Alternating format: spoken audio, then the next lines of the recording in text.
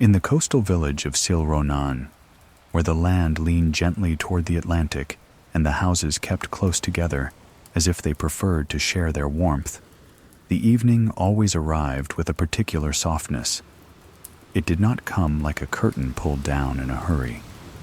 It came like a shawl placed carefully over the shoulders of the day.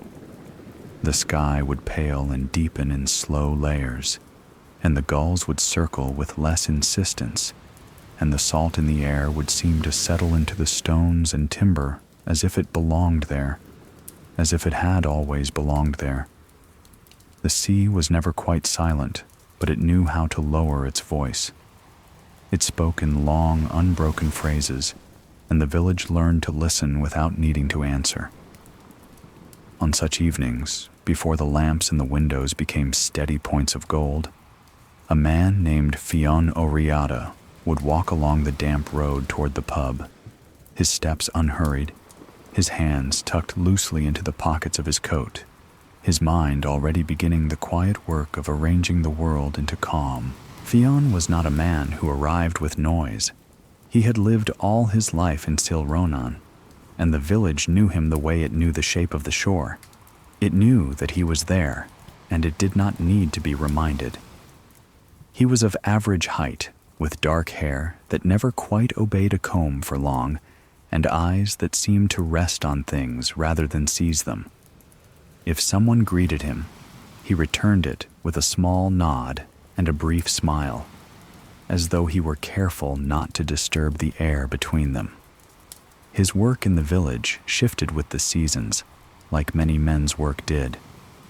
In summer, he helped with boats and nets, and the quiet tasks that came with visitors who did not know where to stand on a pier. In winter, he did what winter asked of him, carrying, mending, repairing, checking, returning. He had never felt the need to explain himself. The village did not ask him to. It accepted him as it accepted the weather, with an understanding that what mattered was not the explanation, but the steadiness. The pub sat a little back from the water, but close enough that it always carried the scent of the coast in its walls.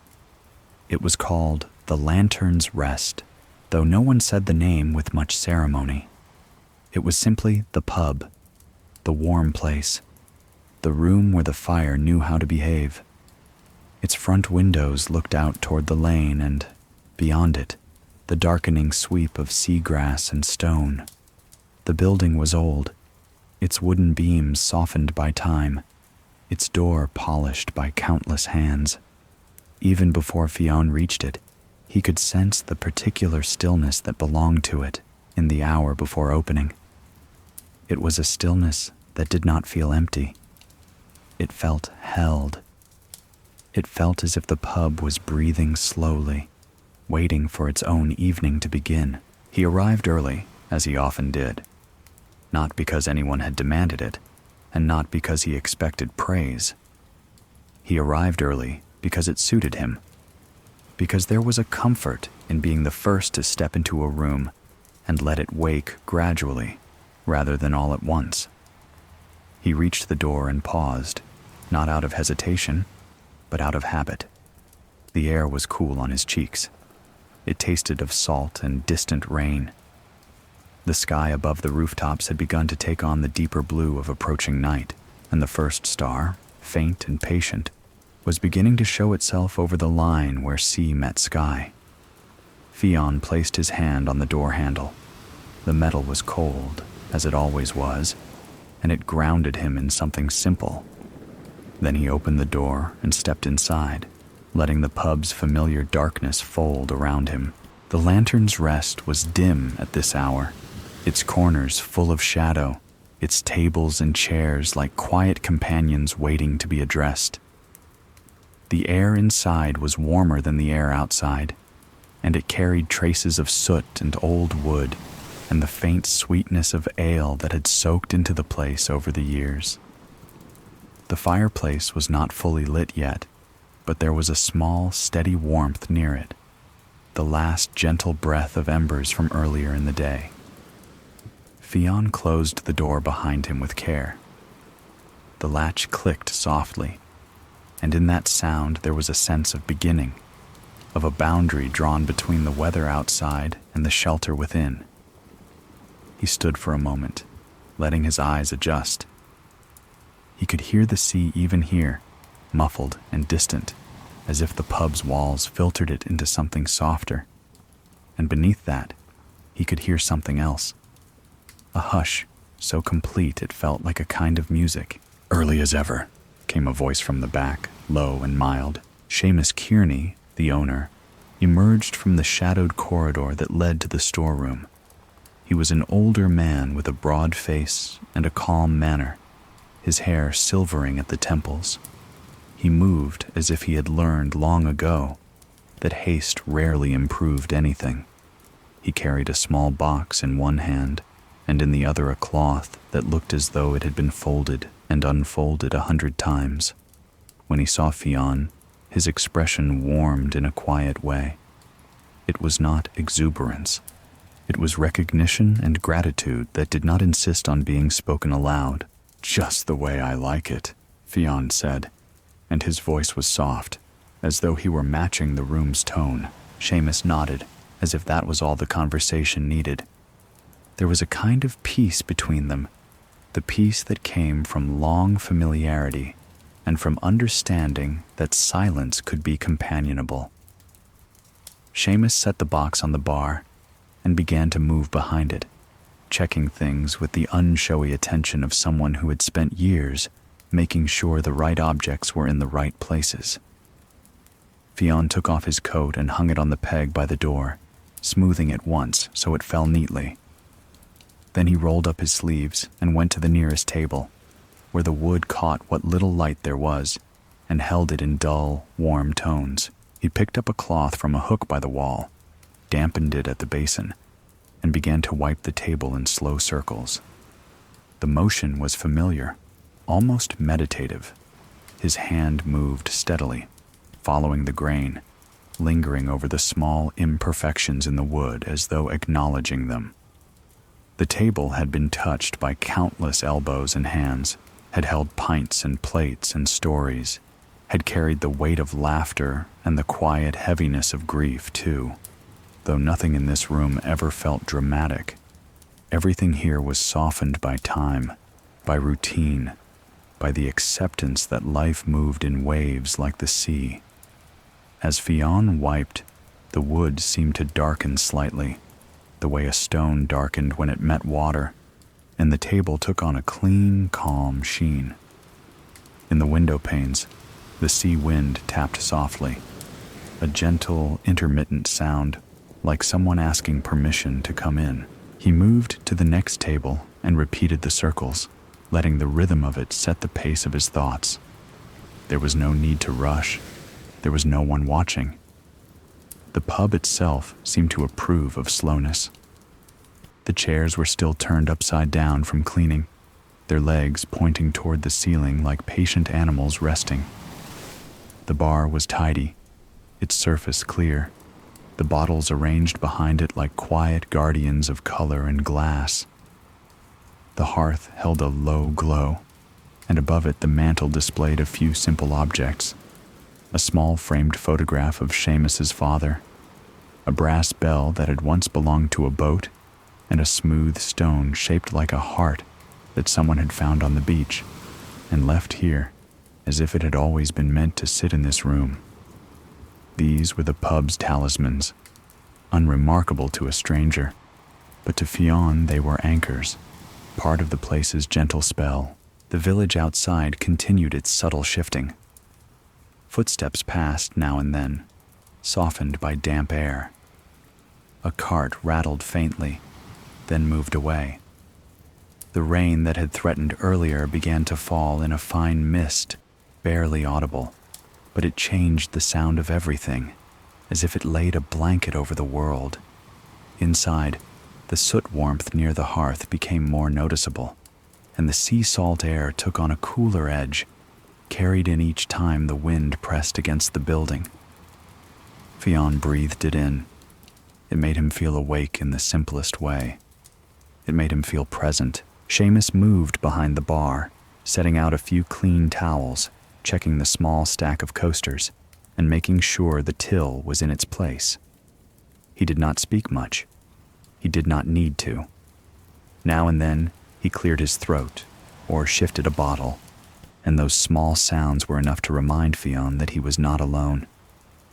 There was comfort in that companionship, in the knowledge that the evening's quiet preparation was shared, even if each man worked in his own orbit. The pub did not demand conversation. It accepted murmurs. It accepted the gentle slide of cloth over wood, the soft clink of glass, the distant tapping of wind on windows. Fionn finished wiping the second table and moved on to the third, and as he did, he felt the room slowly coming into readiness, like a fire being coaxed into a steady burn rather than a flare. The Lantern's Rest was not a place for revelry, not in the way that cities imagined pubs to be. It was a village room, a sheltered corner of the coast, where people came to be warmed and to speak softly, and to let the night pass in good company. Even before the door was unlatched to the public, the pub held that intention in its timbers. It was already becoming a calm harbor, a small light on a shoreline of weather and dark water. As Fionn wiped, he found his thoughts settling the way the dust settled when a room was left undisturbed. His mind drifted to small things, the kind that did not press or insist.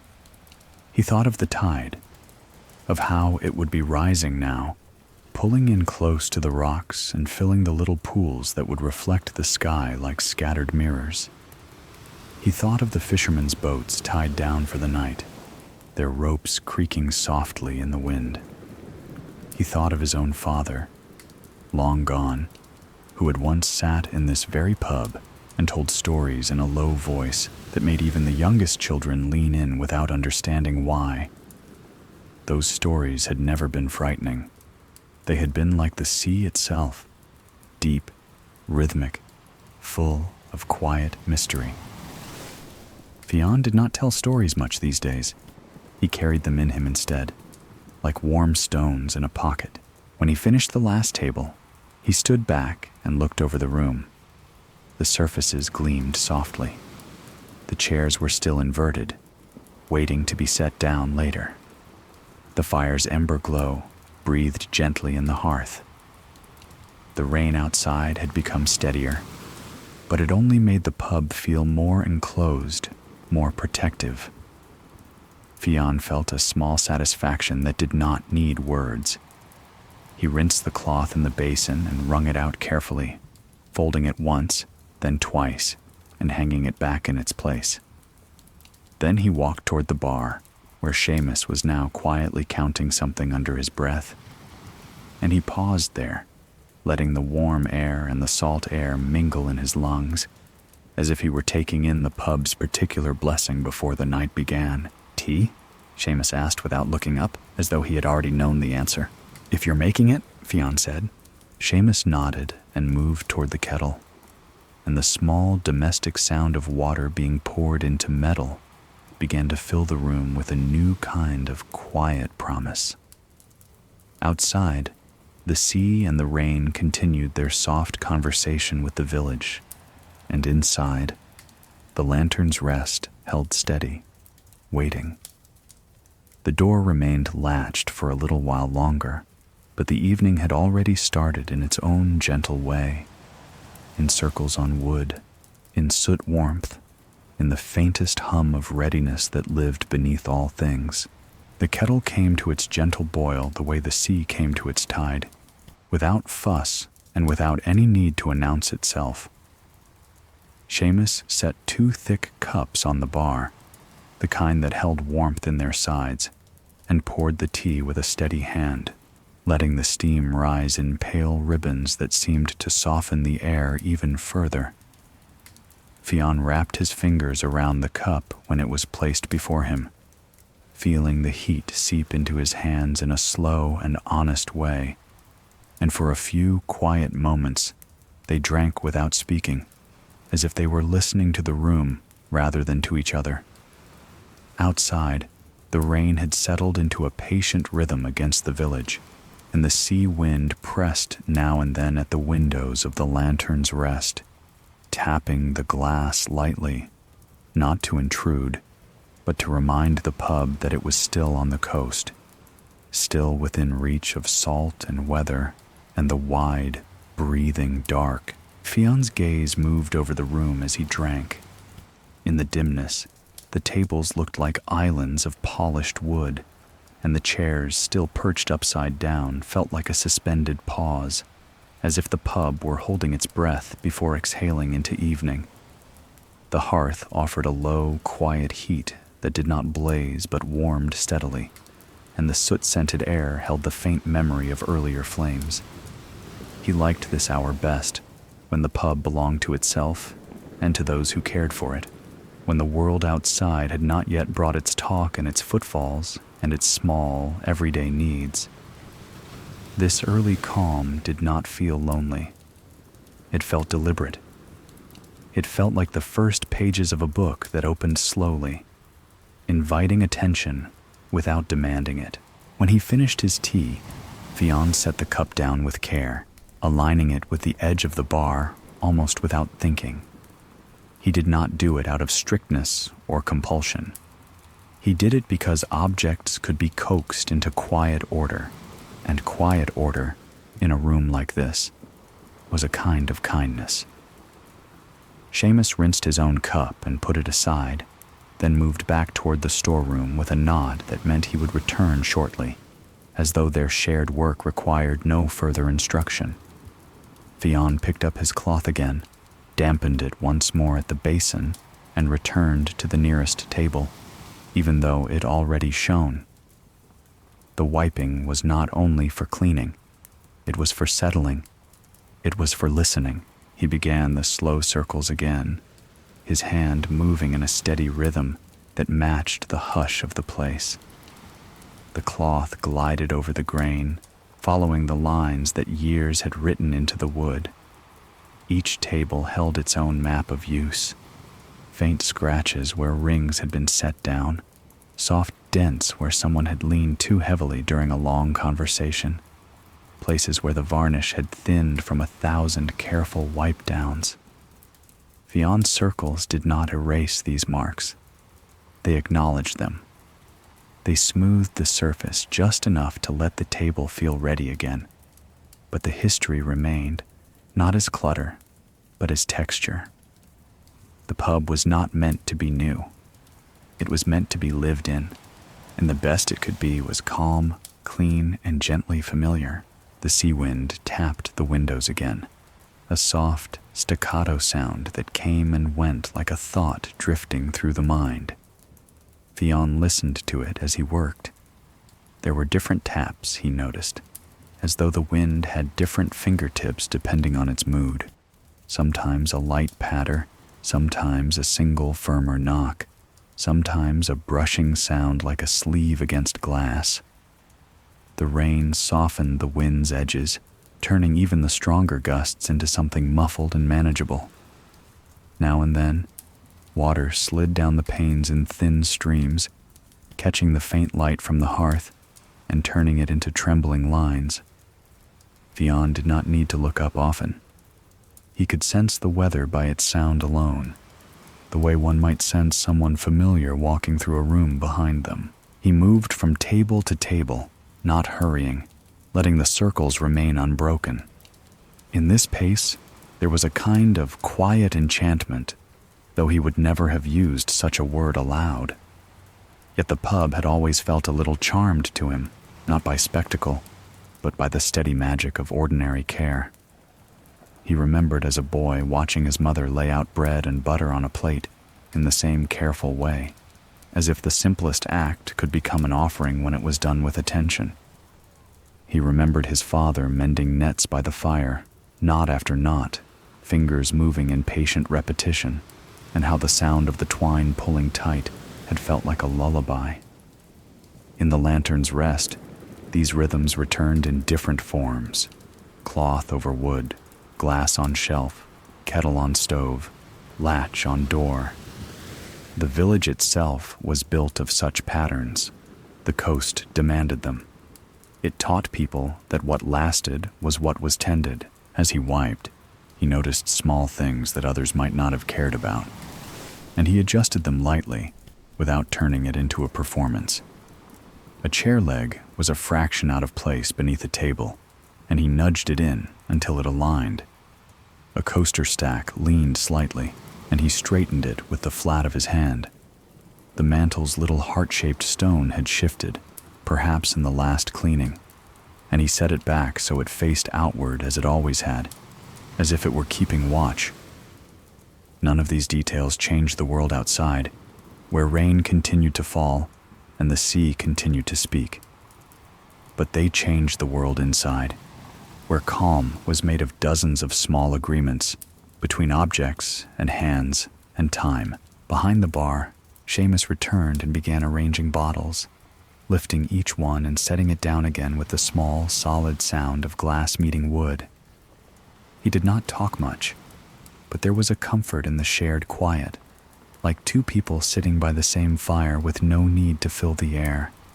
He hummed briefly under his breath, not quite a tune, more a thread of sound, then let it fade as he focused on the day's tasks.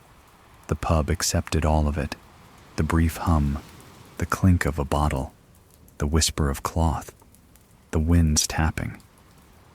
It gathered these sounds and held them low, as if the walls themselves knew how to keep a gentle secret. Fion's hands continued their circles, and his thoughts began to loosen, not into anything restless, but into something drifting and soft. There was a kind of remembering that came with repetitive work, a remembering that was not sharp enough to be painful and not clear enough to be a story, but something in between, like mist over water. He thought of the shoreline at dawn, when the tide left behind small pools that mirrored the sky. He thought of the lighthouse far along the coast, its beams sometimes visible from certain points in the village when the weather was clear, and how that light seemed to turn patiently, again and again, never rushing, never stopping. He thought of old voices, softened by time, the way a song might be softened when it was hummed rather than sung. His mind did not cling to these images. It let them float, passing through as he wiped the wood, as though the circles of his hand gave the memories permission to drift without needing to arrive anywhere. The air in the pub grew a touch warmer as Seamus added a few small pieces of turf to the hearth and coaxed the embers into a quieter steadiness. The fire did not flare. It simply breathed a little more warmly, and the soot warmth deepened into something that felt like a gentle hand on the back. The smell of turf, faint and earthy, mingled with the salt carried in from outside, and together they made the pub's particular scent, coastal and sheltered at once. Fion inhaled it and felt his shoulders ease without his noticing when they had tightened. The world outside could be wide and wet and restless, but here, in this room, the night could be met with steadiness. He finished the last table again, though it had needed nothing, and set the cloth down on the edge of the basin. He rinsed it slowly, watching the water darken briefly and then clear, and wrung it out with a careful twist.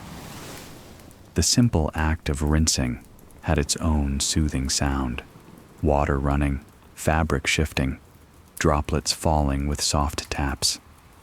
He hung the cloth back where it belonged and stood for a moment, hands resting on the basin's rim, listening. The sea wind tapped the windows one more time, as if in acknowledgement. The rain continued its patient hush.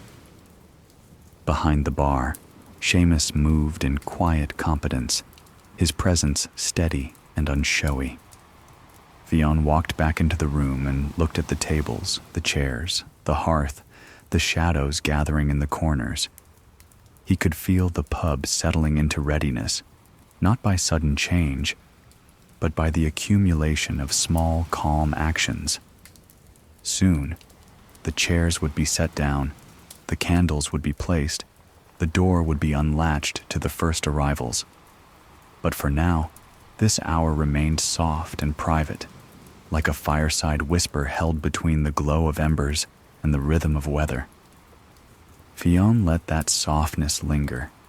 He had always believed that the way a place began its evening mattered. It set the tone like the first note of a tune. And here, in the lantern's rest, the first note was always quiet, always steady, always kind. When the last of the tables had been tended and the cloth hung back in its familiar place, a different quiet task began to call for Fionn's hands. It was not written down anywhere. It did not need to be. The pub, in its own way, suggested what came next, and Fionn had learned to listen to such suggestions as one listened to weather shifting on the coast. He went to the narrow cupboard near the hearth where Seamus kept the candles, and he opened it with a soft creak that sounded like an old floorboard remembering itself. Inside, the candles lay in neat bundles, pale and plain, wrapped in brown paper, their surfaces faintly dulled by the dust of storage. They were not the sort of candles meant to impress anyone. They were meant to soothe the room into gentler edges. Their light, when lit, was never bright enough to compete with the fire. It was only enough to make faces softer and shadows kinder. Fionn took out a handful and carried them to the long shelf that ran along the wall opposite the windows. The shelf had once held fishing gear, long ago, before the pub became more of a gathering place than a storeroom, and its wood was worn smooth by time. He set the candles down one by one and began to arrange them, unlit in a row. He did this with the same deliberate calm he brought to wiping the tables, as though the act of aligning objects could also align the air. The candles were not identical. Some were a little taller, some a little stouter, some slightly bowed in the middle from warmth. But Fionn treated each one as if it belonged, as if it had a right to its place in the line. He adjusted them gently, turning one so its seam faced the wall, nudging another so the spacing felt even. The room seemed to respond, becoming a little more orderly, a little more settled, as though it approved of quiet attention. Outside, the rain continued its fine, steady falling, and the sea wind kept tapping at the windows, not harshly, but with the patient insistence of tide against rock. The windows held the dim light of the evening sky, now deepening into a darker blue. Beyond the glass, the village lane was almost empty, softened by mist, and the distant seagrass leaned under the weight of rain. Inside, the pub's warmth was more pronounced now. The fire had been coaxed into a steadier glow, and the scent of turf was richer, mixing with soot warmth and sea salt air in a way that felt like a familiar embrace. Fionn breathed in, and the air seemed to settle behind his ribs like something safe. He stepped back from the shelf and looked at the row of unlit candles. There was something soothing in their quiet readiness. They were like small promises, waiting to be awakened when the room needed them. He adjusted one more, a fraction of an inch to the right, and then let his hands rest at his sides. The alignment did not have to be perfect. It only had to be calm. Perfection was too sharp an idea for a room like this. Calm was softer. Calm could forgive the slight unevenness of wax and the small variations of height. Calm could hold everything without insisting it be flawless. Seamus moved behind the bar, his motions steady, and he glanced toward the shelf with a look of mild approval. It was not the kind of approval that came with praise. It was simply the recognition that the room was coming into the shape it should be.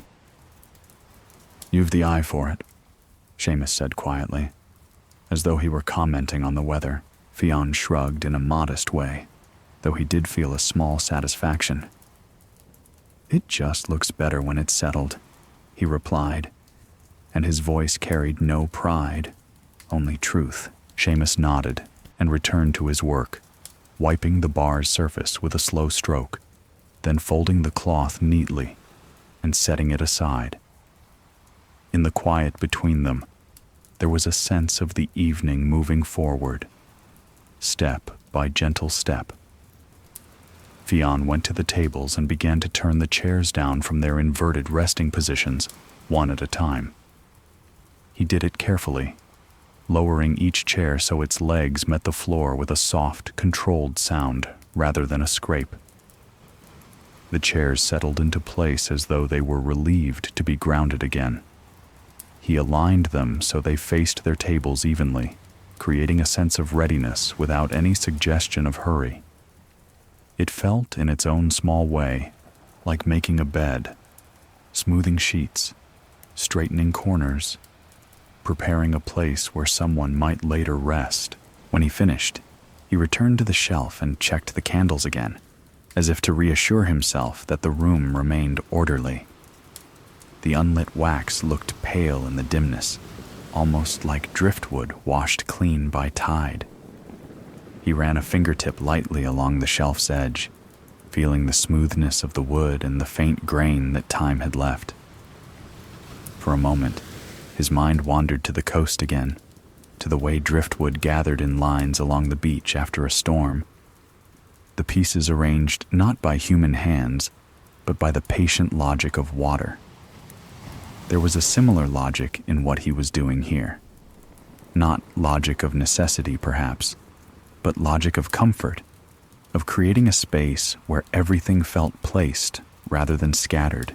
The pub remained quiet, but it was no longer empty in spirit. It had the quiet expectancy of a room where a lamp had been trimmed and a fire coaxed into steadiness. The rain outside thickened slightly, and the tapping on the windows became a softer, more constant patter.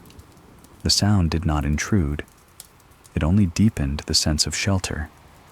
Fionn could imagine the village roofs gleaming with wet, the lanes dark and reflective, the sea beyond rolling under the night sky with its endless murmuring. He had always liked the feeling of being inside when weather gathered outside. It made the world feel simpler, reduced to the essentials: warmth, light, and the steady companionship of walls. He went behind the bar briefly, not to intrude on Seamus's domain, but to fetch the small brass snuffer kept in a drawer. He placed it on the shelf near the candles, along with a box of matches, though the candles would not be lit just yet. That would come later, when the first patrons arrived and the pub's interior needed its softer glow. For now, the unlit candles were enough. They were part of the room's calm, part of the sense of order that made the lantern's rest feel like a safe harbor. Fionn lingered there a moment, looking at the matches, the snuffer, the row of pale wax. The objects seemed to rest comfortably together, like old friends. Seamus began to hum again, almost absent-mindedly, as he checked the bottles and the clean glasses behind the bar. The hum was low, unshowy, and it wound through the air like a thin ribbon of warmth. It did not demand attention, but it gave the room a gentle pulse, a reminder that this was not a silent place, only a quiet one. Fionn listened to the hum as he moved back to the tables, running his hand once more over a tabletop, as if feeling for any stray dampness, any roughness. The wood was smooth and cool beneath his palm, and the faint scent of polish mingled with soot warmth. He liked the way the table felt, solid and dependable, like the village itself. As the minutes passed, the light outside the windows dimmed further, and the pub's interior began to feel more like a world of its own. Shadows gathered in corners, but they were not sharp or threatening. They were soft, blurred by the glow of the hearth. The shelf with the candles looked almost like a small altar in the dimness. a quiet line of pale shapes waiting to be lit. Fionn stood near the fireside and watched the embers shift gently, their glow deepening and fading in slow cycles. He could hear the rain, the wind, Seamus's faint humming, and beneath it all the distant sea. These sounds layered together into something soothing, something that felt like being wrapped in a thick blanket. He found himself thinking, without effort, of how people would come in soon. They would stamp rain from their boots and shake damp from their coats. They would greet Seamus and nod to Fionn, perhaps, if they noticed him. They would take their usual seats, settle into familiar corners, speak in low voices. The pub would fill not with revelry, but with murmurs, with the quiet companionship of village life. The candles would be lit then, one by one, and their small flames would sway gently in drafts, adding softness to faces and warmth to the room's edges. But for now, in this early hour, Fionn cherished the calm before it all, the way the pub seemed to hold itself in readiness.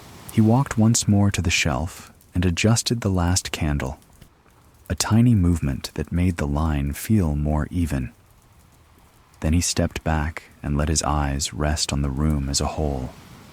The polished tables, the neatly placed chairs, the hearth breathing its low warmth, the rain-dark windows, the unlit candles waiting patiently in their row. The lantern's rest felt orderly and calm, not because it was pristine, but because it was tended. And in that tending, in the recurring motions of wiping wood and aligning objects, Fionn felt a quiet satisfaction that ran deeper than the tasks themselves. It was the satisfaction of helping a place become what it was meant to be, a shelter, a gentle corner of light against the wide, weathered night. When the last candle had been nudged into its quiet place and the chairs stood ready around the tables, Fionn felt the room settle into a steady hush that was almost tangible. It was as if the pub, having been gently arranged, could now rest in its own shape. The lantern's rest always had a particular balance to it, an unspoken order that did not rely on strictness, but on the way familiar objects belonged where they belonged. The bar held its bottles like a low-lit row of colored glass. The tables waited with their polished surfaces. The windows kept the rain and wind at a respectful distance. And at the far side of the room, near the hearth, the fireside corner remained what it had always been. A small hollow of warmth and shadow where time moved more slowly, and nothing asked to be hurried. Fionn went to that corner as naturally as a man might go to his own chair at home. The seat was worn, its leather softened by years, and the wooden arms held the faint sheen of countless hands. He sat down without sinking heavily. He lowered himself with care, as if he were settling into a quiet agreement with the chair and with the room. The fire in the hearth was still modest, not yet built into a fuller blaze, but it offered enough heat to warm his knees and the fronts of his hands. The embers glowed red and orange in slow pulses, and every now and then a small flame would lift and curl, then fold back into the coals as though it were sighing. The soot warmth rose in gentle waves, and the scent of turf lingered like a memory of earth and smoke. Fionn let his shoulders drop. He let his breathing slow. He listened. In the early evening quiet, the pub's small sounds became clearer, as though they were being given room to speak. Timber settled with soft creaks that did not startle. The chimney breathed faintly, drawing smoke upward with a steady pull. The rain against the windows had become a more consistent whisper, like a distant crowd that had agreed to stay quiet. The sea was there beneath everything, its murmur softened by walls, but never entirely absent. The coast seemed to speak through the village even when doors were closed. Fionn found comfort in that constancy. The sea's voice did not change much, but it was never exactly the same either. It was like a long story told in a low tone, one that could be listened to night after night without growing tired. Behind the bar, Seamus moved with calm purpose, and after a while his humming began again. It was the same kind of humming as before, low and unshowy, a tune that never rose into anything that demanded attention. It sat in the air the way embers sat in ash, glowing quietly rather than flaring. Fionn could not have named the melody. It might have been something Seamus had known as a boy, or something he had made up without realizing it, a wandering line of notes that belonged only to the pub. It did not matter. What mattered was the softness of it, the way it joined the other sounds without pushing them aside. The hum, the rain, the sea wind's occasional tap, the fire's gentle crackle, all of it braided together into a quiet weave. Fionn sat in the fireside corner and watched the room through half-lidded eyes. The tables looked calmer now that the chairs had been set down.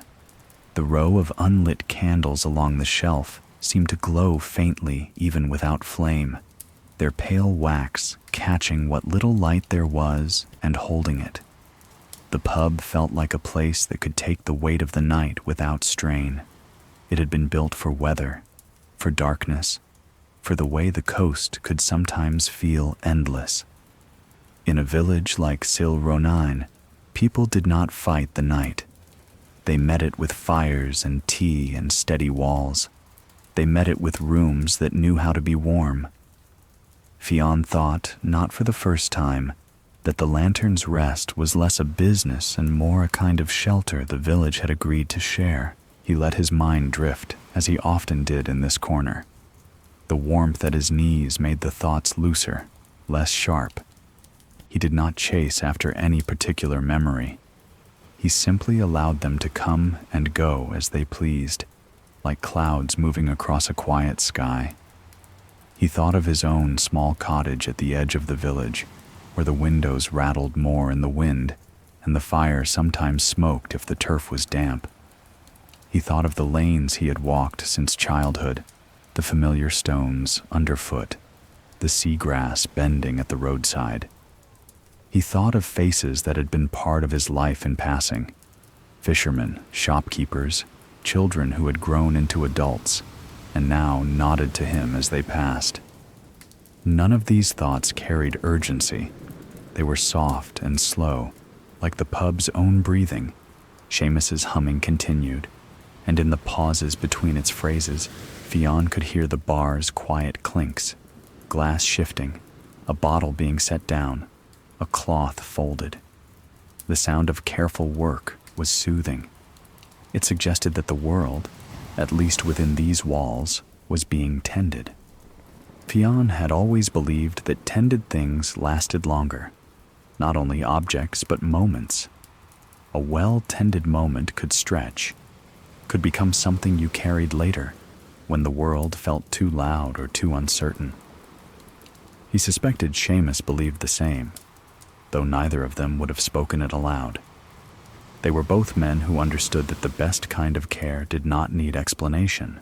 The fireside corner had its own small details, and Fionn's eyes traced them without hurry. On the wall beside the chair hung a framed print of a ship at sea. The image faded slightly, the colors muted by years of smoke and sunlight. Above it was a small shelf holding a few books with worn spines, the kind of books people picked up when they wanted something to hold besides a glass. Old collections of stories, a slim volume of poems, a dog-eared booklet about local history. Sometimes Fionn read a page or two while he waited for the evening to begin. Tonight, he did not reach for any book. He let the room be his reading. He let the fire's glow and the hum behind the bar be the sentences. Now and then, he found himself making small adjustments even from the chair, as if his hands could not entirely stop their gentle ordering. He reached out and straightened the edge of a folded blanket that lay across the arm of the chair beside him. He nudged a small stool slightly so it sat square with the hearth. The movements were subtle, almost unconscious, and they made him feel more at ease, as if the world could be brought into calm alignment, one small gesture at a time. It was not control he sought. It was harmony. The pub did not need to be arranged like a museum. It only needed to feel right, the way a well-made bed felt right when the sheets were smoothed and the corners tucked. The rain outside deepened for a while, and the sound against the windows thickened, then softened again, as if the weather were breathing too. Fionn watched the rainwater slide down the glass in thin trails, catching the dim light and turning it into trembling lines. The windows were slightly fogged at the edges where warmth met cold, and the fog made the outside world look even more distant, as though the pub were floating in its own warm pocket.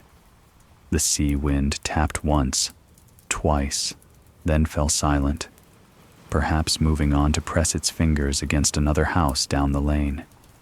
Fionn felt the pub's shelter more strongly in those moments, as if the walls were quietly holding him and Seamus and the embers together, keeping the night at a gentle remove. Seamus's humming shifted into a slightly different pattern, not louder, but perhaps more certain, as if he were moving toward a tune he knew more clearly. Fionn listened and felt a faint warmth in his chest that had nothing to do with the fire. It was the warmth of familiarity, of being in a place where nothing needed to be proved. He did not have to be lively. He did not have to speak. He could simply be present, and that was enough. The village had its own measures of worth, and they were not always spoken aloud. Steadiness was valued here, quiet kindness, being the person who showed up early and wiped tables and aligned candles so the room felt calm before others arrived. He watched the fire settle, the embers shifting gently, the glow deepening and fading in slow cycles. There was a kind of lesson in that glow, a reminder that warmth did not have to blaze to be real. It could simply hold steady.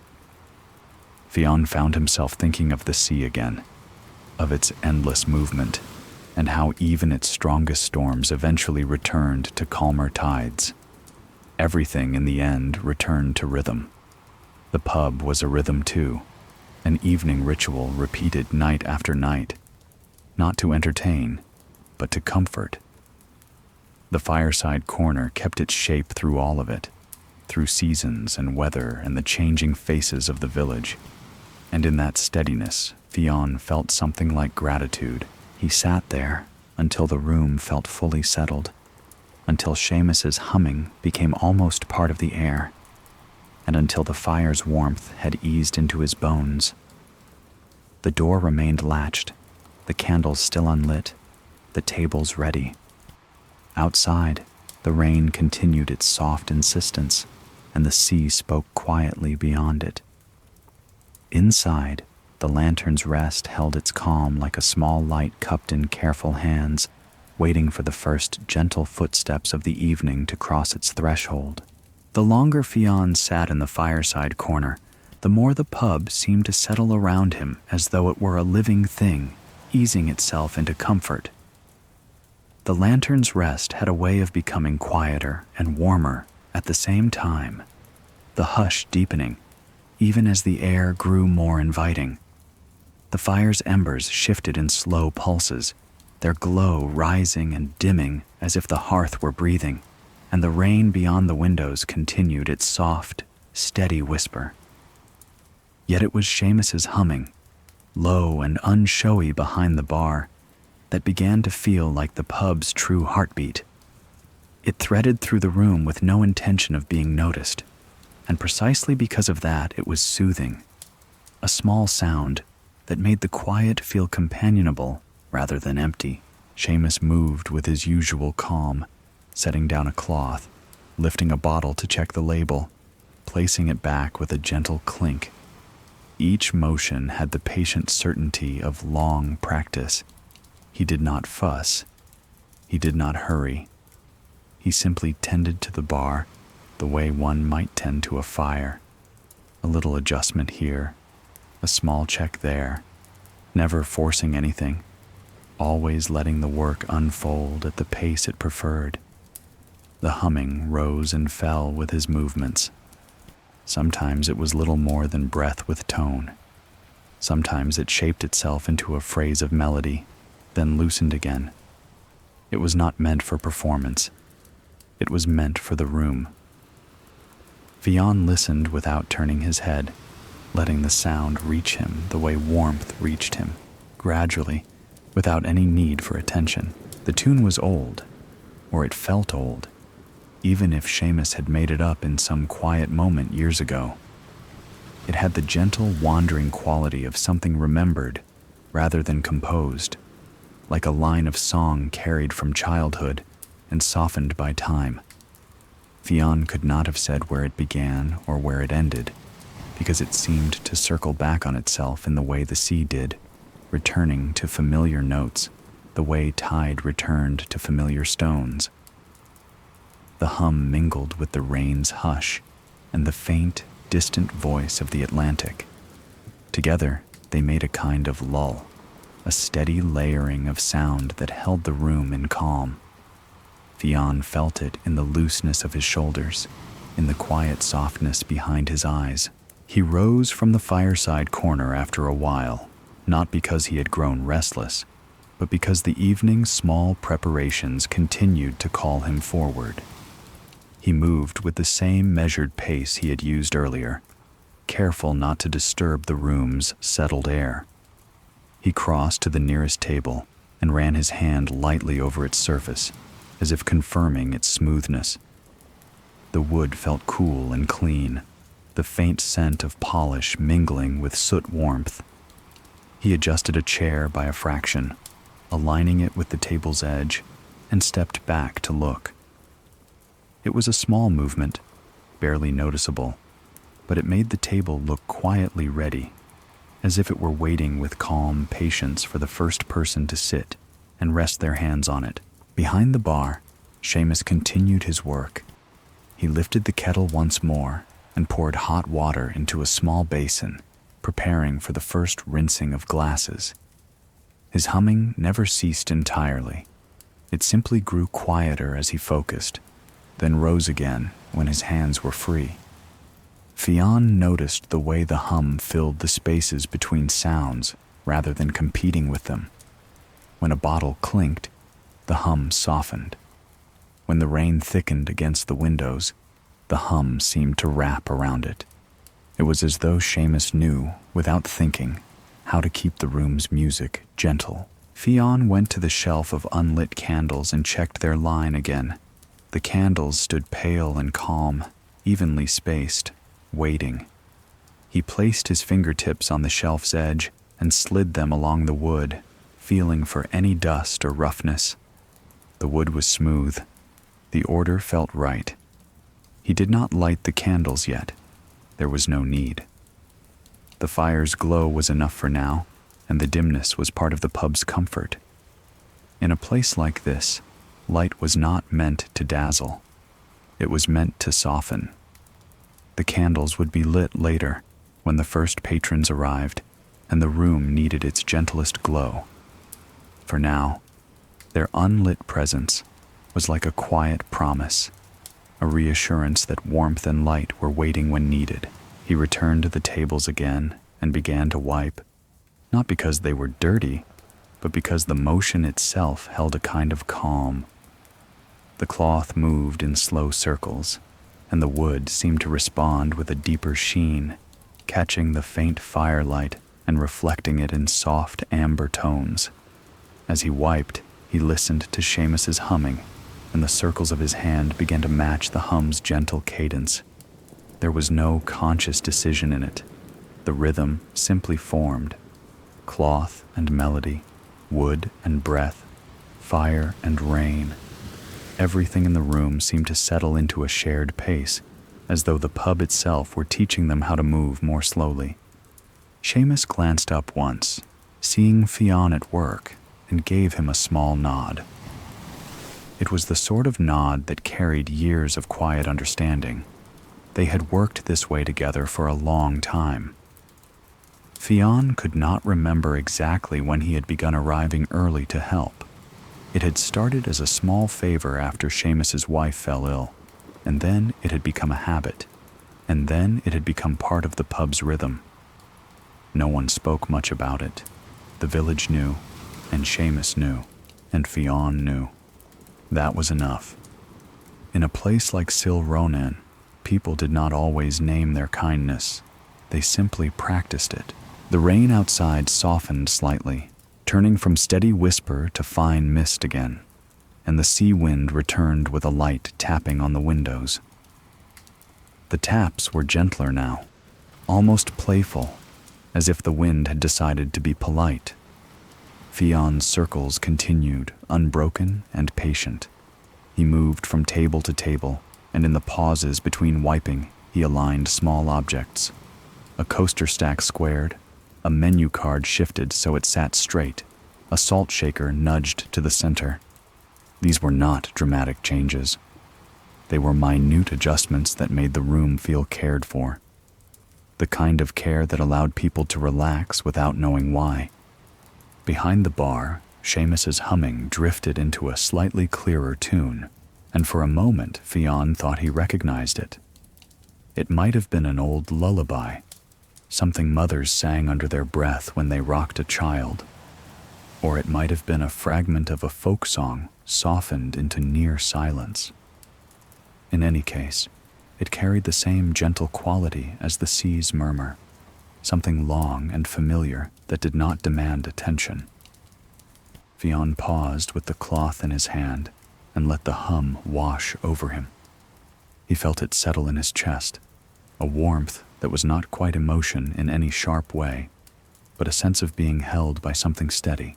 He thought of the village nights when he was young, when he had come to the pub with his father and sat quietly in a corner, listening to low voices and the occasional laugh that never rose too loud. He remembered the smell of turf smoke, the warmth on his cheeks, the way the door would open and close with little bursts of cold air and rain scent. He remembered the hum of conversation, never wild, always gentle. Those memories came to him now as if they were part of the room itself, stirred awake by Seamus's humming and the repeated circles of cloth on wood. The lantern's rest held memories the way the sea held shells, tucking them into its depths and returning them sometimes, smoothed and softened. Fionn finished wiping and hung the cloth back again, folding it neatly as he did so. The act of folding felt like a small closing of the task, a way of keeping the room's order intact. He returned to the fireside corner and sat down once more, feeling the chair receive him. He watched Seamus behind the bar, his movement steady, his humming continuing, his presence as calm as the fire's glow. The pub felt ready now, not in a bustling way, but in a quiet, welcoming way. The door was still latched, but the room had already begun to offer its shelter, even to the two men within it. Outside, the rain and sea continued their soft conversation, and inside, Seamus's humming filled the air like a thin thread of warmth. Fionn listened, letting his thoughts drift again, and felt the evening settle deeper into its gentle rhythm. The lantern's rest did not prepare for night with loudness or spectacle. It prepared with small, careful actions and with a tune barely louder than breath. And in that quiet preparation, the pub became what it was meant to be, a calm corner of light and warmth on the edge of a wide, weathered sea. As the evening deepened, the rain seemed to gather itself into a finer patience, as though it had decided that the village would be best approached gently. It did not drum or lash. It did not ask for attention. It fell in a steady, softening veil that blurred the lane beyond the windows. into a watercolor of dark stone and muted light. The lantern's rest held that rain at a kind distance, but it allowed the sound of it through, filtered and hushed, so that it became part of the room's calm rather than a thing outside to be endured. Fionn sat in the fireside corner and listened to the way the rain changed the silence. It made the quiet thicker, not heavy, but layered, like a blanket laid over the village roofs. It softened the edges of every sound inside the pub, too, rounding them until even the faint clink of glass behind the bar seemed to land more gently. Seamus moved with the same steady composure, his humming now more intermittent, as though it rose only when it suited him and then slipped back into quiet. He checked a few things behind the bar, small motions, practiced and unshowy, and then paused to look out the windows for a moment, not searching for anything in particular, simply acknowledging the weather as one acknowledged a familiar companion. The windows were slightly fogged at the corners where the warmth met the cool damp of the outside world, and thin trails of rainwater drew slow lines down the glass, catching the hearth's low glow and turning it into trembling threads of light. Fionn found those threads soothing to watch. They seemed to carry the fire's warmth outward and bring the rain's coolness inward, meeting somewhere in the middle in a quiet agreement that felt like balance. He rose again after a while, not abruptly, but as if the chair had gently released him back into the room's work. There were still things to do, though none of them were urgent. He moved toward the windows with a slow, thoughtful pace, drawn by the softened view outside. Near the sill, a narrow ledge held a few simple objects. A small vase with dried sea lavender that Seamus replaced every so often, a jar of matches, and a wooden coaster carved with a knot pattern, worn smooth by fingers. Fionn touched the sill lightly, feeling the coolness of the wood there, and looked out at the lane. The rain had thinned the world's detail. The stone walls across the way were darkened and glossy. The cobbles held shallow puddles that reflected the pub's dim interior like faint, broken mirrors. In the distance, a single lantern on a post threw a small pool of light onto the wet road, and the light looked gentler than it might have on a clear night, softened by the mist.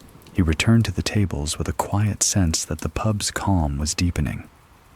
Rain always did that to the village. It did not stop life, but it moved it inward. People walked more slowly. Voices lowered. Doors closed a little more carefully.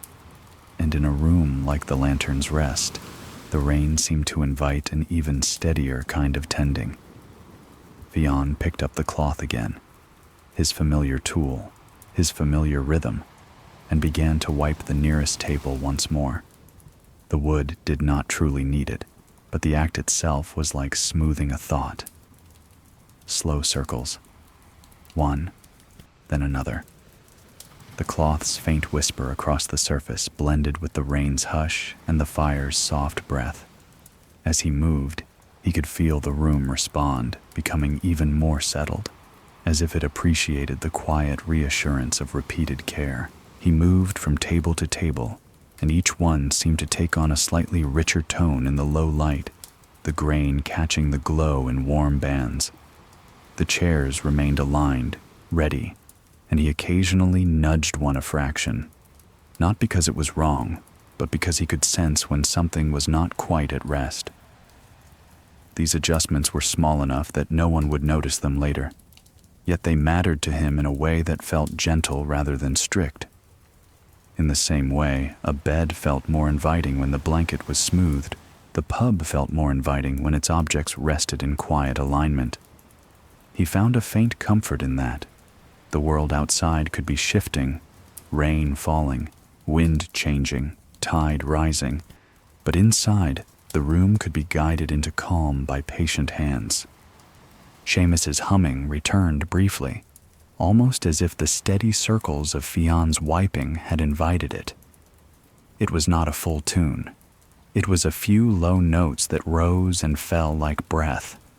Then, as Seamus lifted a glass to check its clarity and set it down again, the humming faded once more. The rhythm of his work continued in silence, but it was never an empty silence. The pub had its own soundscape, the soft pull of the chimney, the faint crackle of embers, the muted patter of rain, and the occasional small tap of sea wind against the windows. That tapping had changed now. Earlier, it had been more distinct, like fingertips. Now it was so gentle it could almost be mistaken for the rain itself, as if the wind had softened into the weather, content to press lightly and then move on. Fion listened to these layered sounds and felt his thoughts become quieter. In the presence of such steady rhythms, the mind did not need to hurry. He paused at one table and looked at the surface as if reading it. He could see the faint rings left by old pints, the softened marks of years, the small imperfections that made the pub feel real. He did not resent these signs of use. He found them reassuring. A place without marks was a place without memory. The lantern's rest was full of memory, but the memory here was not sharp. It was like the rain-softened view through the windows, blurred at the edges, gentle in its outlines, comforting rather than demanding. It made him think of people who had sat at these tables and spoken in low voices. He imagined the way the room would soon receive its first arrivals, perhaps a fisherman come in from the damp, perhaps a neighbor seeking a warm corner, perhaps a couple who would sit quietly and share a pot of tea. The pub would not fill with revelry. It would fill with murmurs. The rain outside seemed to promise that. Fion carried the cloth back to the basin and rinsed it slowly, letting the water run over the fabric until it cleared. He wrung it out with care, the droplets falling into the sink with a soft, measured patter that echoed the rain's rhythm beyond the glass. The act of rinsing felt like a small cleansing, not only of cloth, but of air. He folded it and set it aside, then walked back toward the windows again, as if to check on the weather's mood. The fogging at the edges of the panes had deepened slightly, and he watched as the warmth from the room met the coolness from outside in that blurred boundary. It struck him that the pub itself existed as such a boundary too, a meeting place between weather and shelter, between the wide sea and the small human need for warmth. The lantern's rest held that meeting gently. It did not shut the world out. It only softened it. Seamus came from behind the bar with a small bundle of fresh towels and set them neatly on a shelf. He glanced at Fion, and there was a quiet understanding between them, the kind that did not require words. The evening was settling. The village was being drawn inward by rain. Soon the latch would be lifted and the door opened to those damp footsteps and quiet greetings. For now, this rain-softened silence belonged to them, and to the pub itself. Seamus's presence was steady in the room, like a second hearth. Even when he did not hum, the sense of him tending to things, checking, arranging, wiping, kept the atmosphere calm. Fion felt grateful for that steadiness, though he did not think of it as gratitude in any grand way. It was more like the simple appreciation of warmth on a cold evening. He returned to the fireside corner and sat again, letting the chair's worn leather support him. The fire had settled into a deeper bed of embers, glowing steadily, and the warmth reached him in slow waves. Through the windows, the rain continued to draw its soft lines down the glass. The outside world looked distant and kind of dreamlike, and the pub felt all the more real for it. Solid wood, soot warmth, familiar objects aligned into calm. Fionn watched the dim glow of the hearth and listened to the rain's hush and the faint, almost inaudible sea beyond it. In that layered quiet, the lantern's rest became what it had always been at its best. Not a place of noise, but a place of gentle shelter, where the night could be met with slow circles on old wood and the steady promise of warmth held close. In the deeper quiet of the rain-softened evening, memory had a way of rising without effort, like warmth rising from embers when the room grew still enough to notice it. Fionn sat in the fireside corner with his hands resting loosely on the chair's worn arms, feeling the soot warmth ease into his bones, and he found his thoughts drifting toward the lighthouse down the coast. It was not a sudden or dramatic recollection. It came the way certain scents came: turf smoke, salt air, bringing with them a sense of something familiar and half forgotten. The lighthouse was not visible from the pub tonight, not through the rain and mist, but it did not need to be seen to be remembered. In Sil Ronain, the lighthouse was part of the village's larger sense of place. It was a steady presence on the edge of the sea, a slow-turning promise that the coast could be known even in darkness. Seamus moved behind the bar, and his humming rose briefly, then faded again, as though he were letting the room remain mostly quiet. The fire's glow was low, steady, and the rain continued its whispered falling against the windows. In that calm, the lighthouse in Fionn's mind felt closer. He remembered hearing stories of its keeper when he was young, stories told not as thrilling tales but as gentle, matter-of-fact recollections, the sort of story an older man might offer while stirring tea or mending a net.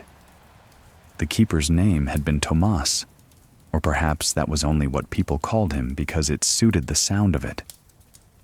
Fionn could not be certain anymore. Names shifted over time like sand on the shore, yet the image remained: a lone figure moving through a small stone building, tending a lamp, listening to the sea in all its moods. He did not speak of it at first. He simply let the thought settle, like a stone placed carefully in a pocket. Then, when Seamus came to the end of the bar and paused to check the small brass bell beneath the counter, Fionn found himself offering a fragment, quiet enough that it might have been meant only for the fire. "There was a keeper once," he said, his voice low and even, "who used to wipe the glass of the lantern every evening, slow as prayer. He said salt left its own kind of dust." Seamus looked up, his expression calm, attentive without being expectant. He did not ask questions. He did not turn it into a performance. He simply listened, as though this was part of the pub's gentle routine, like the rain against the windows. "Aye," he murmured, and in that single syllable there was room for the story to continue if it wished, and room for it to remain unfinished if it preferred. Fionn's gaze stayed on the embers. He could almost see the lighthouse interior, not clearly, but in softened impressions. Stone walls faintly damp with sea air, the smell of oil and metal, the slow turn of a lens. He remembered someone saying the keeper would polish the brass until it caught the light and held it, even when the lamp was not yet lit. He remembered a detail about the keeper's coat always hanging near the door, heavy with salt, and about boots lined up neatly by the hearth. These were not dramatic images. They were domestic, quiet, comforting in their ordinariness. They suggested a life lived by repetition and care, a life in which the sea's vastness was met with small, steady actions. Wiping glass, trimming a wick, checking a latch. "He'd listen for the weather," Fionn added after a pause, as if the memory had to travel some distance before it reached his tongue. Not by looking at the sky first, by listening. He said the wind had a different voice when the sea was about to change. He spoke as though he were remembering something he had heard long ago. and perhaps he was. Perhaps the words were not truly his. In villages, stories moved from mouth to mouth until no one could say who had first shaped them, and yet they remained true in feeling even if details changed. Seamus nodded again, and the fire made a small crackle, a quiet punctuation. The rain softened further, becoming almost a fine hiss against the window panes. Fionn felt the lighthouse fragments drift through him like mist. He could not, even if he wished, tell the story in a straight line. It did not come to him that way. It arrived in pieces, and the pieces were enough. A man alone in a stone tower, a lamp tended, a kettle warmed, a ledger kept with careful handwriting, a blanket folded at the end of a narrow bed, and always, beyond the thick walls, the sea, restless but steady, speaking its long, low language. He stood after a while, as if the memory itself had stirred him into motion. He went to the shelf of unlit candles and checked the line again, running his fingertips lightly along the edge of the wood. Then he returned to the nearest table and wiped it once more in slow circles, letting the familiar action soothe the mind as much as it soothed the room. As the cloth moved, the lighthouse fragments seemed to settle into place in his thoughts, not into a full narrative, but into a gentle pattern. The keeper wiping the lantern glass, Fionn wiping the pub's tables, the keeper aligning boots by the hearth, Fionn aligning chairs around tables, the keeper listening to wind tap at stone walls, Fionn listening to wind tap at windows. The parallel was quiet and unspoken, but it warmed him in a soft way. Some nights, Fionn said, not looking up, the keeper would leave the lamp unlit for a time, even when dusk had come, not to be careless, just to feel the dark for a moment, to remember it. He said the light was kinder when you didn't rush it. He paused, and the cloth continued its circles. Then he'd strike the match. One sound, one flare, and the whole room would breathe differently. Seamus's face softened, as though he understood exactly.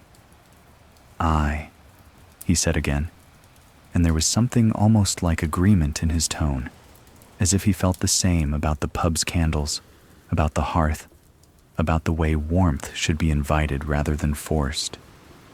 He moved to the kettle, poured himself a small cup of tea, and leaned lightly against the bar, listening without pushing. He did not ask Fionn to continue. He simply made it possible for him to continue if he wished. Fionn's story drifted on in fragments. A line about the keeper mending his own socks by lamplight. A line about the lens turning slowly, its beam sweeping the sea like a patient hand smoothing a blanket. A line about gulls perched on the railing in the early morning, silent as if still asleep. None of these details carried fear or urgency. Even the storms, when they appeared in the memory, were softened by distance and by the keeper's steadiness. Fionn did not describe waves crashing or winds roaring. He only mentioned the way the keeper would check the latch twice, then sit by the hearth with his hands around a mug, letting the storm exist outside while he kept calm within. It was not bravery, exactly. It was practice. It was a way of meeting the sea with respect and the night with patience. As he spoke, Fionn continued to move through the pub's quiet tasks, as if the body and the mind were working together in gentle harmony. He rinsed the cloth again, wrung it out, folded it, and set it aside. He adjusted a chair. He straightened the coasters. He glanced at the row of candles. Each action was small, deliberate, soothing. The story fragments floated between these motions, never becoming too loud, never demanding attention. They were like embers carried in the mind, giving off a slow warmth without flame. Outside, the rain kept falling, but it felt distant now, almost like a sound from another room. The lantern's rest held its calm more deeply. as if the lighthouse story had added another layer of shelter to it.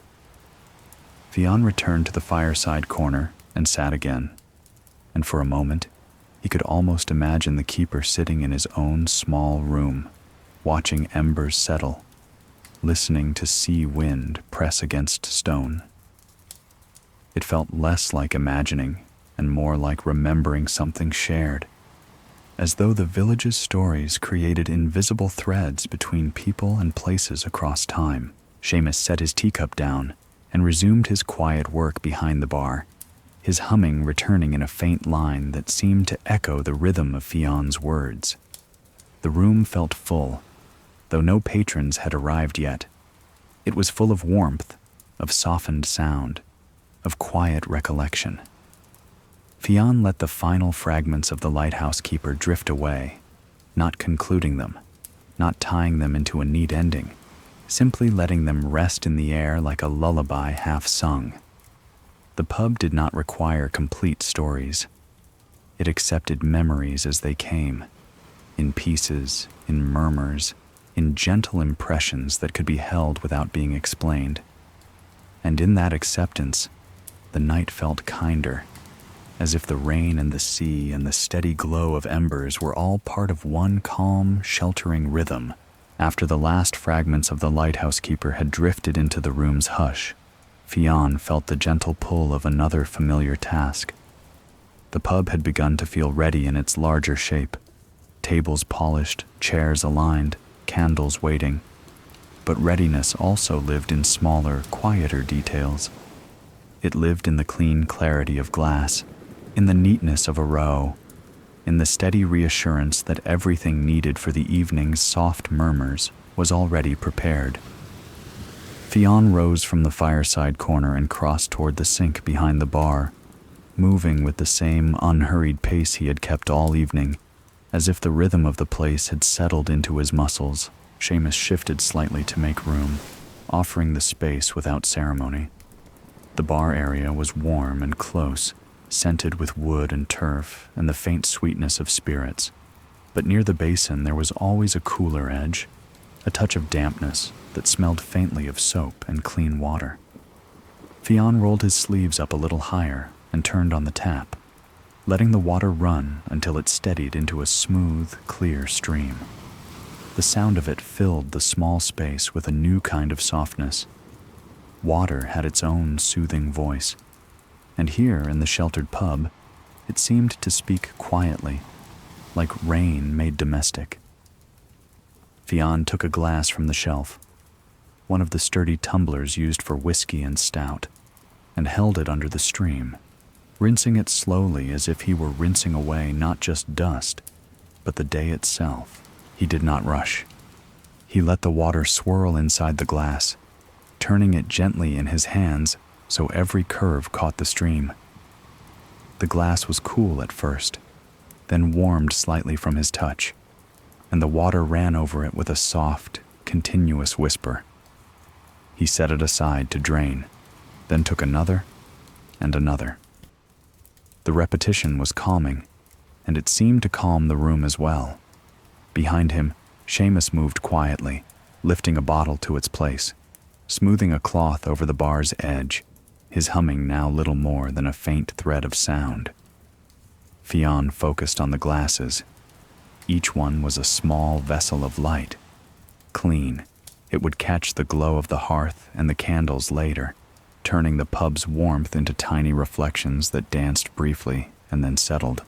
When he had rinsed a handful, he took a towel and wiped the outside of each glass with slow, careful strokes, not to make them sparkle in any showy way, but to make them simply clear and ready. Then he began to set them upside down on the clean mat beside the sink, aligning them in a neat line. One, then the next, each placed so the row looked restful. The rims touched the mat evenly. The bases rose like small, rounded towers.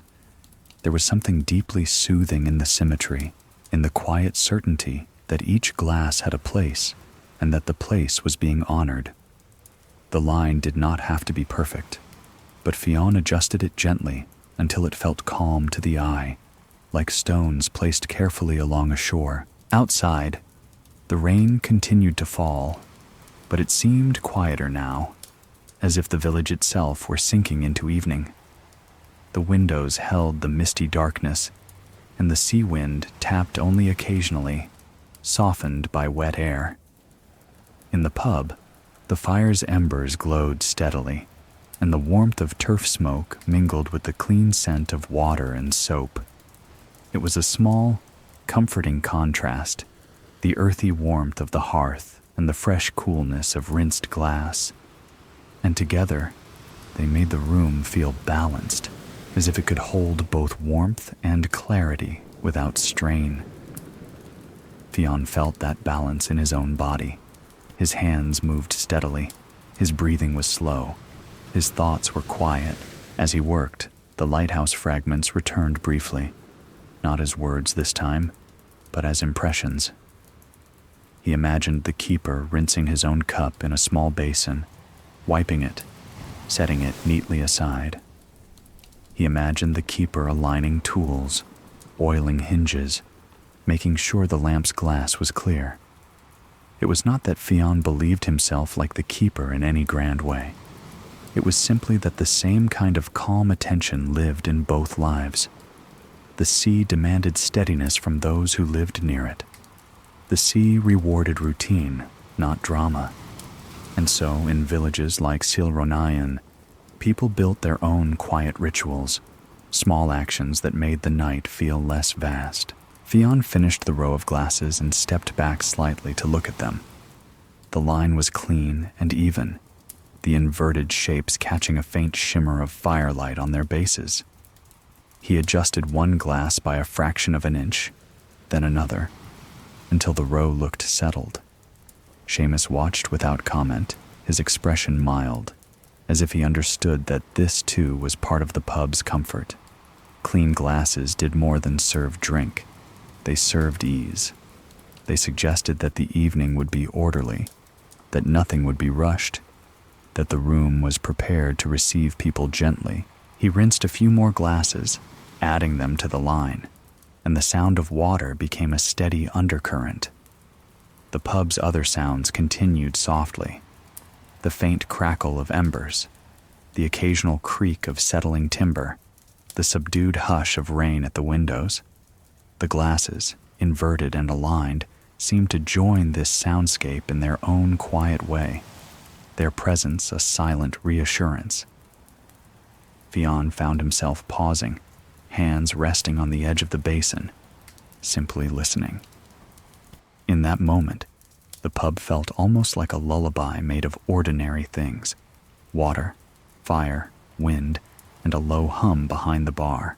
When he returned to the glasses, he wiped the last one more thoroughly, turning it in his hands and watching the water droplets disappear beneath the towel's soft pressure.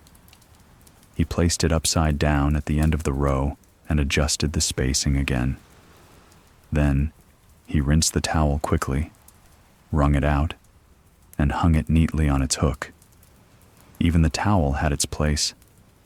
That was what made the pub feel calm. Nothing was left to sprawl or linger in disorder. Everything was guided back to where it belonged, not out of strictness, but out of care. Fionn believed that care could be felt even when it was not seen. A person might walk into a room and relax without knowing why, simply because the room had been tended. He moved away from the sink and returned to the tables, running his hand once more over a tabletop, as if confirming the room's readiness. The candles remained unlit on their shelf, pale and waiting. The chairs sat evenly around the tables, like quiet companions. The fireside corner glowed softly, holding its warmth without asking for attention. Fionn felt the pub's calm settle deeper, as though each completed task had added another layer of comfort. Soon, the first patrons would arrive. Soon, the door would be unlatched, and the room would fill with low voices and damp coats and the gentle clink of glasses set down on wood. But for now, the pub still belonged to this quiet preparation. to the steady rhythm of rinsing and aligning and wiping, to the rain-softened silence outside and the soot warmth within.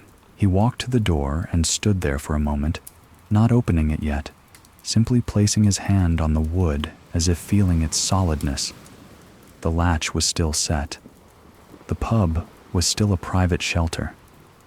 Fionn could hear the sea beyond the village, its voice muffled but constant. The sound reminded him, again, of the lighthouse beam turning somewhere in the mist, though unseen. It reminded him that the night outside was wide, but inside the lantern's rest, there was order, warmth, and quiet steadiness. He turned back toward the bar and glanced at the neat line of glasses, upside down and ready, and he felt a small, settled satisfaction. It was not pride. It was the simple comfort of knowing that the room had been cared for, that it would be able to hold the evening gently, as a shore held driftwood in calm lines after the tide had passed. The hand Fionn had rested on the pub's door lingered there longer than the gesture strictly required. The wood was thick and familiar beneath his palm, slightly cool at the edges where damp air seeped in, warmer toward the center where the room's heat lived. He could feel the quiet strength of it, the way the door had stood between weather and shelter through countless nights. Outside, the rain continued to fall in a steady hush, and the lane beyond the windows was dark and softened, lit only by the occasional glow from a cottage window or the distant lantern's small pool of light. Inside, the lantern's rest held its calm like a deep breath. The tables shone softly. The chairs sat aligned. The glasses behind the bar stood upside down in their neat line, ready. The candles waited unlit on their shelf, pale and orderly. Everything in the room seemed to be in the shape it should be, and yet Fionn's instinct, gentle as it was, asked for one more quiet assurance before the night truly began. He lifted the latch and let it settle again, then checked it once more. It was not an action born of worry. It was habit, and habit in this village was often a form of care.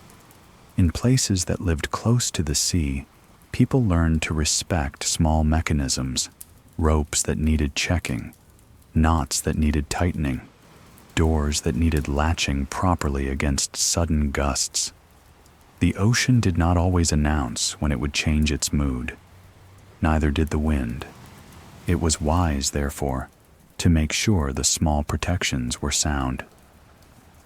Fionn's fingers moved over the metal, feeling its firmness, the way it caught cleanly.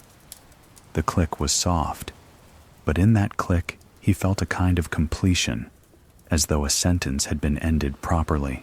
Seamus looked up from behind the bar, his expression mild and knowing, and for a moment there was a quiet, shared understanding between them.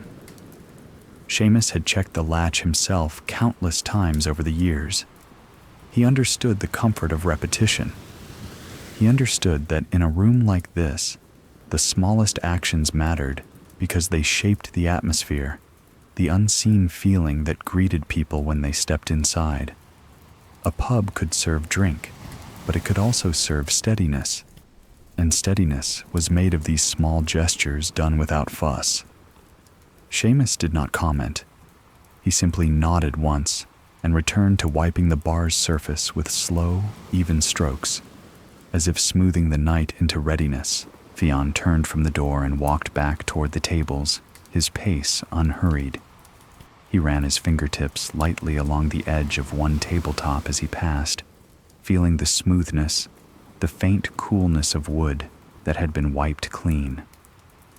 He adjusted a chair by a hair's breadth, not because it was wrong, but because he could sense when something was just slightly off its resting point. The movement was almost invisible, yet it satisfied him. He moved through the room the way one might move through a familiar home at night, touching small things, ensuring quiet order, not to control, but to settle. The rain outside continued, but the sound of it seemed more distant now, filtered through warmth and timber and soot-scented air. The pub felt increasingly like a shelter that the night could not disturb. He went behind the bar again to check the neat line of glasses. The inverted row looked calm, the bases catching faint reflections from the hearth. He adjusted the last glass a fraction, then stepped back. It was enough. He did not need to keep perfecting. Calm did not require perfection. Calm required only that things be cared for and returned to their places.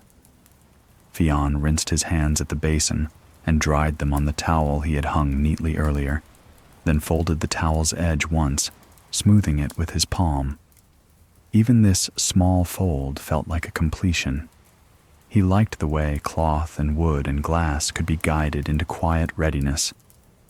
It made the evening feel predictable in the best way, like a gentle path you could walk without fear of sudden surprises. Seamus's humming returned softly as he lifted the matchbox from the shelf and set it beside the candle's brass snuffer.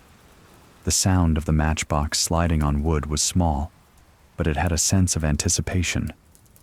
The first candles would be lit soon, and then the pub's dimness would soften further into warm points of flame. Yet Seamus did not light them yet. He waited, as the lighthouse keeper in Fionn's earlier fragments had waited, letting the dark exist for a moment, letting it make the eventual light feel kinder. The hearth's glow was enough for now, and the room's shadowed corners felt gentle rather than bleak. The pub did not need to fight the night. It only needed to hold steady within it. Fionn returned to the fireside corner and sat down, letting the chair receive him again.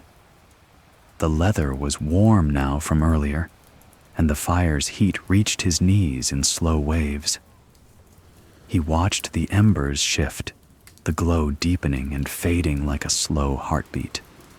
The soot warmth wrapped around him, and the sea salt air still found its way in through the smallest cracks, making the room's atmosphere feel both sheltered and coastal, as if the pub carried the sea within it rather than shutting it out. He listened to Seamus's humming behind the bar, a faint thread of melody that rose and fell. It was not loud enough to be a song. It was more like the sound of contentment given shape. In the quiet, Fionn's mind drifted again toward the lighthouse keeper, and this time the drift felt almost like a gentle echo of his own actions. He imagined the keeper checking his own door latch twice, not because he feared the storm, but because he respected it. He imagined the keeper setting his lantern tools in a neat line, wiping glass until it was clear, aligning objects so the small room felt orderly against the vastness outside. These were not heroic images. They were ordinary, and in their ordinariness they carried a quiet strength. Fionn found comfort in that. The world did not always need grand gestures. Often it only needed careful attention, repeated night after night. Outside, the rain began to ease slightly, thinning into mist, and the sea wind returned with a light tapping at the window nearest the hearth. The tap was soft and polite, as if the wind were reminding the pub that it still existed. Fionn's eyes moved to the window, watching the rain lines shimmer faintly as they slid down the glass. Beyond it, the lane was empty, dark, and wet. Yet even that darkness felt gentle, softened by weather. The village seemed to be resting. He could imagine people in their cottages, fires lit, cups of tea in hand, listening to the rain and the sea. The lantern's rest was part of that village rest, another warm room where night could be met quietly. Seamus stepped out from behind the bar and crossed the room to the door, moving with his steady pace. He placed his hand on the latch as Fionn had done, then looked back at Fionn with a small, calm expression. It was a wordless question. "Ready?" Fionn nodded once, not in a decisive or sharp way, but gently, as if acknowledging that the pub had reached the point of being ready to receive whoever might come in from the rain.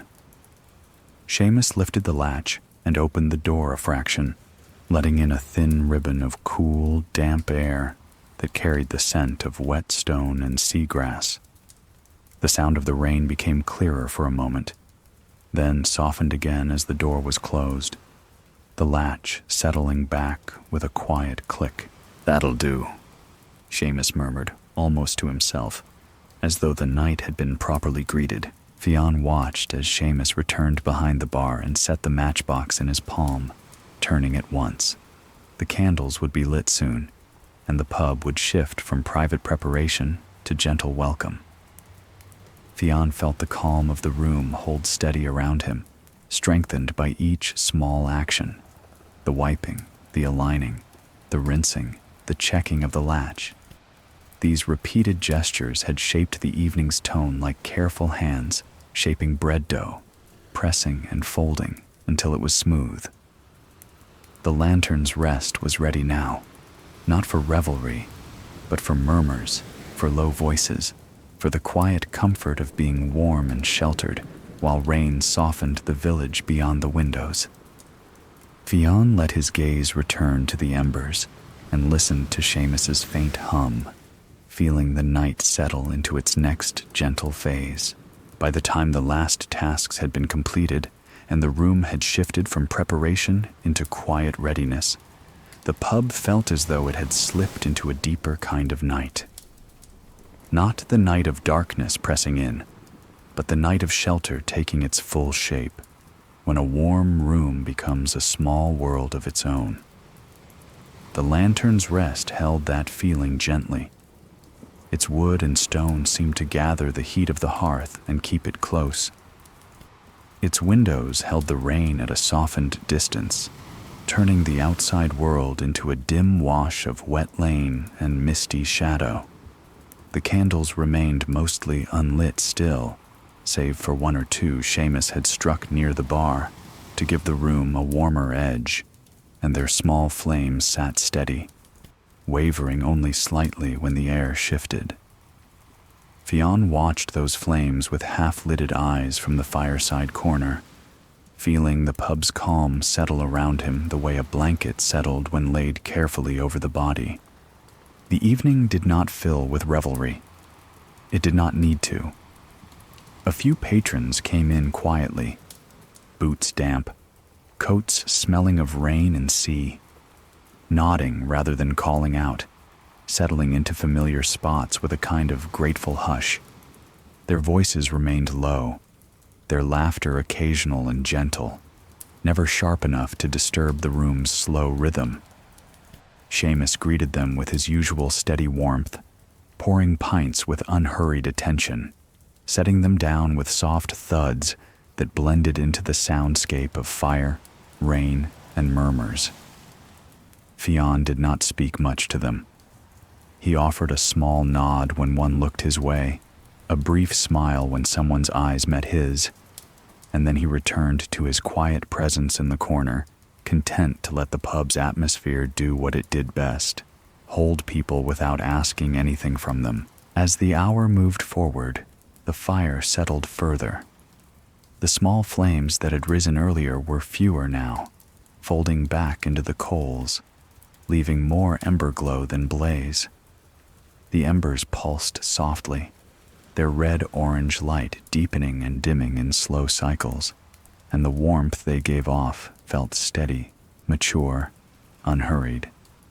Fionn watched them the way one watched tide patterns on a calm shore, without needing the scene to change dramatically. The pub's air remained rich with soot warmth, but it was not heavy.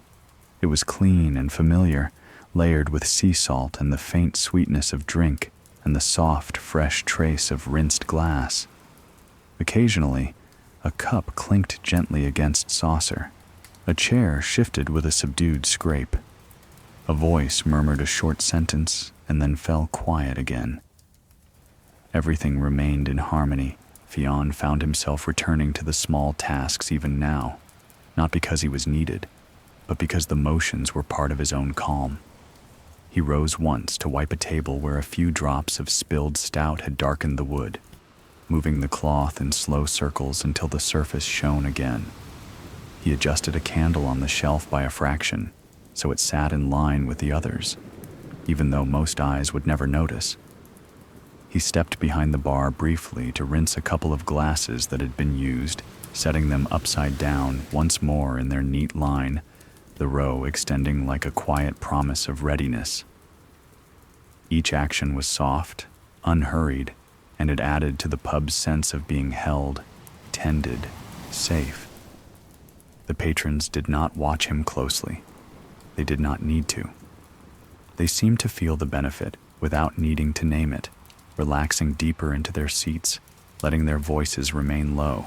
The rain outside eased further, thinning into a mist that made the lane beyond the windows look even more distant and dreamlike. The sea wind did not tap the glass as often now. It was as if it, too, had grown sleepy. The village felt quieter, and the pub became, in contrast, a warmer and more defined shelter. Fionn looked around the room and felt a quiet contentment. The lantern's rest did not try to be anything more than it was. It was not a stage. It was not a spectacle. It was a corner of warmth and steady light. It was a place where a person could be silent without feeling lonely, where the night could be heard without being feared, where the sea could exist beyond the walls without demanding anything from those inside. Seamus's humming returned now and then, a few soft notes rising behind the bar as he wiped down a surface or refilled a kettle. The tune never became loud. It remained a thread, a gentle stitching that held the evening together. Fionn listened and felt the earlier lighthouse fragments return for a moment. But even those faded now, not because they were forgotten, but because they had done their work. They had softened the mind, offered a sense of steadiness. The lighthouse keeper's quiet routines and Fionn's own quiet routines felt like part of the same coastal rhythm, a shared understanding that the sea's vastness was best met with small, careful actions and with rooms that knew how to be warm. As the patrons finished their drinks, they left in twos and ones, gathering coats, murmuring goodnight, stepping back into the damp lane with unhurried movements. Seamus replied with calm farewells, and the door opened and closed softly each time, letting in brief breaths of cool air before sealing the warmth in again. The pub gradually emptied, but it did not feel emptied. It felt as though it were returning to itself, settling back into the quiet that belonged to it in the late hours. Fionn watched the last patron go, the door closing with a gentle click, and the room became still again, holding only the sounds of fire and the faintest rain and the low shift of timber. Seamus moved behind the bar with slow efficiency, rinsing a few final glasses, setting them to dry, wiping down the counter with steady strokes. Fionn returned to the fireside corner and sat, letting the chair hold him one last time as the evening's warmth began to deepen into something more sleep-like. The fire now was mostly embers. The glow was still there, but it was quieter, dimmer, as though it were preparing to rest. Fionn watched it with a calm that felt almost drowsy. The embers' light seemed to breathe in long, slow cycles, and each cycle invited his own breathing to follow. He felt the warmth on his knees, the soot scent in the air, the sea salt carried in faintly through the smallest cracks, and he let these sensations anchor him in the present. The world outside was still wide and wet and dark, but here, inside the lantern's rest, there was only gentle shelter. The pub had become a calm harbor, a room that held its own light close, like a lantern cupped against wind. Seamus finished his last quiet tasks and came to stand for a moment near the hearth, hands resting lightly at his sides. He did not speak at first. He simply looked at the embers as if acknowledging the night's closing. Then he glanced at Fionn and gave him a small nod, gratitude in it, but softened and unspoken. Fionn returned the nod. There was nothing more needed between them. The work had been done. The room had been held. The night had been welcomed, and then gently folded toward rest. Fionn remained in the fireside corner as the glow dimmed further, watching the embers settle into a deeper red, then a softer, quieter shade. He felt the pub's stillness deepen, and in that stillness, he sensed something like a blessing already present in the air. The blessing of warmth against weather, of quiet against noise, of steady care against the wide unpredictability of the sea. He let his eyes rest on the last faint light of the hearth and allowed his thoughts to slow until they were little more than soft impressions. Outside, the rain had become almost silent. Inside, the embers' glow was fading gently, and the lantern's rest felt like a calm shelter from the night. A place where the world could safely dim. May your own night be just as kind. May your breath grow slow and easy. May warmth gather around you like a gentle blanket, and may you drift into deep, peaceful sleep held by quiet, steady light.